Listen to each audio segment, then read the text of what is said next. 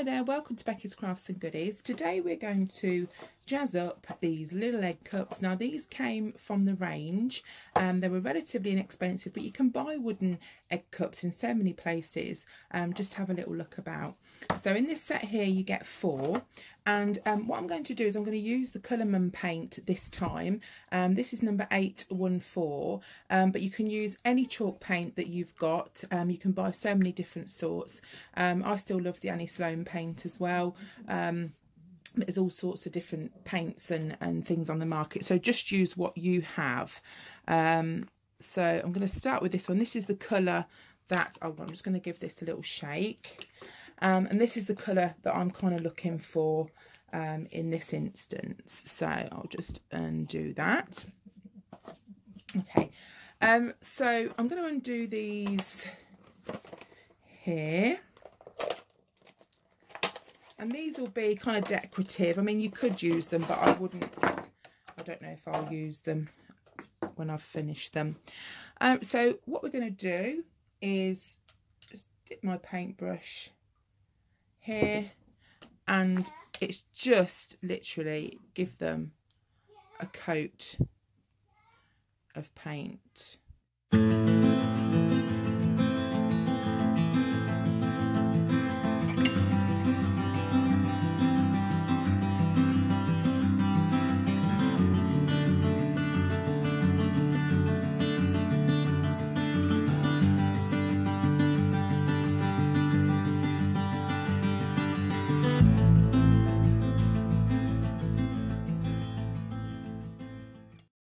Okie doke. Right, so the egg cups are now dry. They've had 2 coats of the paint, the chalk paint, and what we're going to do is decorate them. Now I'm going to decorate mine all the same, but I'm going to give you some different ideas before I start. Now we're going to decoupage mine. Now if you haven't heard of this before, basically you can do it so many different ways with so many different materials, but we're going to use a napkin. Now I've got loads and loads of different tutorials in my decoupage playlist, so if you want to click on that, then it will show you sort of how to do it as well, and lots of different ideas. I'm going to use this napkin here because these are going to go in my kitchen, so I wanted to use things that would go in my house, but I'm just going to tell you some of the different ideas and things that you can use as well. If you wanted like a sparkly look, then I've just pulled out a couple of sparkly gems here from my pot. What I would recommend doing is covering it in a sealer first. I'm going to use Mod Podge, and then you could stick on a sparkly gem like this. Anything like these little hearts would also be quite cute. If you were given these as a wedding present, you could do them in this sort of sparkly type, and you could maybe write Mr. and Mrs. on and do like a his and her type egg cup as a gift, so you could do that. Also, if you're looking for a present for a child, then I got these from eBay, and you could just decoupage their initial on the top. So for Alfie, we could put the little A, decoupage that on top of the egg cup, and that would make a nice little Easter gift as well. Also, I know it's not Easter time, but I do have this little Easter napkin, and you could pull out some chicks, some eggs, and decoupage those around the edge. So there's just a few ideas, but you can, you know, have a look and see what you've got, or what occasion it would be suitable for. I also picked this up from Home Bargains, and this is the decorative ribbon. So if you were doing something like this sparkly design, what you could do is cut, because you can actually cut this ribbon, cut a row off so you've got just one thin row, and maybe put that either around the top, the bottom, or something like that, just to give it a bit of an extra sparkle. So I suppose I wanted to show you that, just to show you that it doesn't have to be in my floral design, because not everybody likes floral design, but I'm making them for me, so I obviously want to make them to fit my house, but also to give you some, you know, different ideas of what you can do if that sort of thing's not for you. So I'm just going to show you how to decorate them now. So I'll just put those away, and we'll decorate this one. So you get your napkin. You can use like rice paper and all sorts of things, so it won't matter too much. And you just kind of want to look at the napkin and see what you want to pull out, the right sort of size. So say, for instance, this one would be too big to sit on the front nicely. I think it would take up too much room. So I'm going to go for that sort of size there. So what you need is a thin paintbrush and some water, some clean water. And get your paintbrush, and you want to kind of go around as though you're like imaginary painting. So you go all the way around.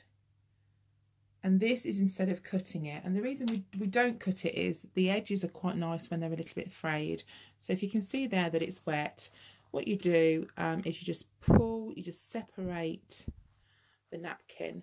Now I have done this in quite a lot of videos, but I know some people are new to the channel, so hi to you guys, and you've probably not seen me do it before and not noticed the playlist. So I thought I can perhaps show you again with these. So then you get something like that, okay? Now napkins are generally 3-ply, so we want the top part. So I just lick my fingers and separate them. And there we go, there's 2 in there, so that is a 3-ply napkin. So that's the design that we're going to be putting on, and it is really thin and really, really delicate.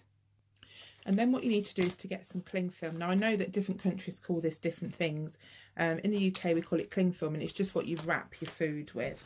So get this ready now before you start gluing. So you get a little piece like that. And then I'm going to use Mod Podge, and I'm going to use my trusty matte Mod Podge, which is the one that I always use. Some people use PVA glue and they water it down a little bit. So if you want to do that, that's fine. I always use this. I just find it's easier for me.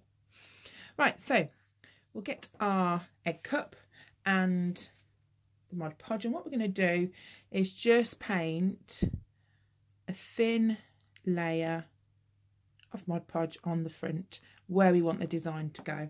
Okay, so we don't put too much on at the moment. Then we pull our flower design, kind of work out which way around we want it up, and we lay it on the front. Okay, now this is really, really delicate and really, really thin, and this is where the cling film comes in. So you place the cling film over the top, and that enables you to be able to touch the napkin without it ripping. So if you was to poke about this with your paintbrush or with your finger, guaranteed you would rip the napkin. Well, I always do anyway. So we're just going to poke it down like that. Rub it with your finger. It just enables you to kind of move it around a little bit. Then carefully what you have to do is to just pull back the cling film like that. If there are any pieces that you think could be down a little bit more, pop your cling film on your finger and just kind of push them down. A good tip is to work from the centre outwards as well. And it doesn't matter if it's a little bit wrinkly, because I think that looks quite nice. And the kind of more you do it, you'll get your own style anyway, so it doesn't matter. Right, so and this technique works exactly the same with whatever napkin you want to do. So what I'm going to do with this one now is I'm going to let that one dry, because it needs to dry before we can mess about and do anything else with it. And I'm going to now do the rest of the other set off camera. Okay, so they're all done. And what you need to do next is once they're dry, so a couple of these are not quite dry yet, you go over the rest of the egg cup in your Mod Podge. Now this Mod Podge is a glue, and it also acts as a sealer as well, so it's going to protect it. Now I wouldn't say that these would be waterproof. Definitely do not put them in the dishwasher. I think maybe a light wipe with maybe one of the the wipes that you can buy would be okay, just to sort of stop dust and that sort of thing, but definitely don't put them all in water. But you just go over the top and all inside and on the bottom with the Mod Podge, and that will seal the paint, and it will seal the napkin as well and just protect it. So I'm just going to do that now.